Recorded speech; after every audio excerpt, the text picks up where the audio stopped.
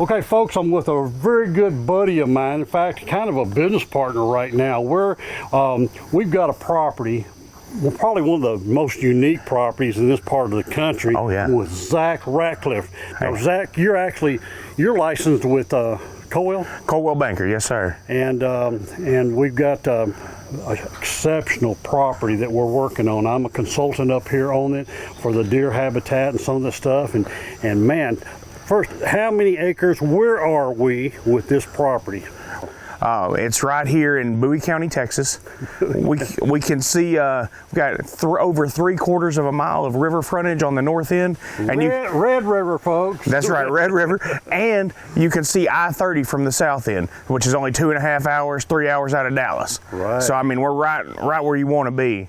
It's amazing here. And folks, the name of it is Red River Plantation. That being because back years ago, plantation is pines. That's right. We have anywhere from pine trees that were planted last month to virgin 100-year-old pine trees that was at least 100 acres of virgin hardwood flats. Crazy. Now we got a bayou running through this place. I think it's 360-acre bayou runs through the middle of it. Duck habitat like, you just can't find anywhere else, especially in this part of the world. Folks, we're going to show it all on today's show. It's really unique. We're going to end up, and Zach's going to tell us a little history. Has to do something with Lewis and Clark into the Red River. We're going to go up there and look at that. Yeah, that's right. So the cool thing is, and we'll have this all on the website, we can show deeds and land on paper and pictures back to the 1850s. We've got all the history of it, all of it done. But the second half of the Lewis and Clark expedition, it wasn't Lewis and Clark, it was whatever guys they paid to do it, came all the way down to right here on the Red River, and it's called the Spanish Bluffs. It's a historic thing in Texas, and it's right where the wagon trains crossed from Oklahoma coming across when the river got low enough. There's artifacts to be found in this area. It's amazing. Okay, Zach, we made it down here to the river. Now, how much frontage did you say we had to this river? It's over 3/4 of a mile. I think it's like 0.82, something like that, but it's over 3/4 of a mile. And Arkansas is right there. Arkansas is right there. That's the historic Spanish Bluffs from the second part of the Lewis and Clark expedition.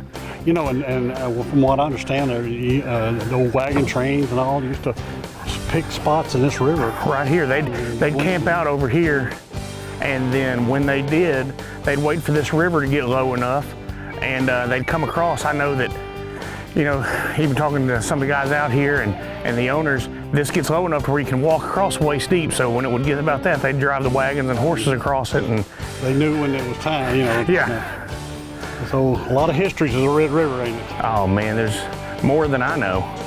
But this is a big deal, folks, to own that much frontage on Red River, and it goes, like I said, nearly a mile wide, 8/10 or whatever, but then it goes way back in. Yeah, it's 4.5, almost 5 miles going toward the interstate. Towards the interstate, yes. Toward the interstate. Well, they're not making any more ranches this big with this kind of terrain and history on it. And in water access, there's a place they'll be able to see on the website, whoever looks at it, that we've got a map on there that shows 7 or 8 lakes you could put in just because of all the access and all the water access here. Right. It's not like Colorado. We got a joke in Colorado. We sell you the water and give you the land.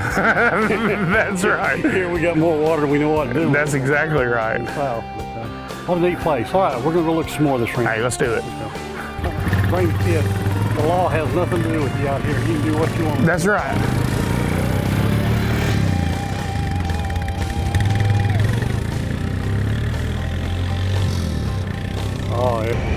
Oh, folks, there's so many trees out here. They got lots in this part here, lots of hardwood trees, Zach. Yeah. And that's what keep the deer in. We hadn't hit on the deer much, but this has got a terrific population of big whitetail, river bottom whitetails is what it is down here. And all the kids like to get in the mud, don't they? I can see they've been wearing those little mud holes out. I've sure been a victim of being a kid and getting stuck. Oh yeah. So, something about a four-wheeler and mud, it goes together. Yeah, that's right.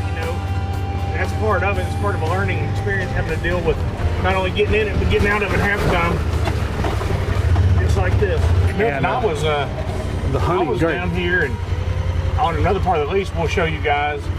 There's a 25-acre white oak flat, which, as you know, deer are going to eat some white oak acorns. Right. And, trees, white oaks like you had never seen before. Wow.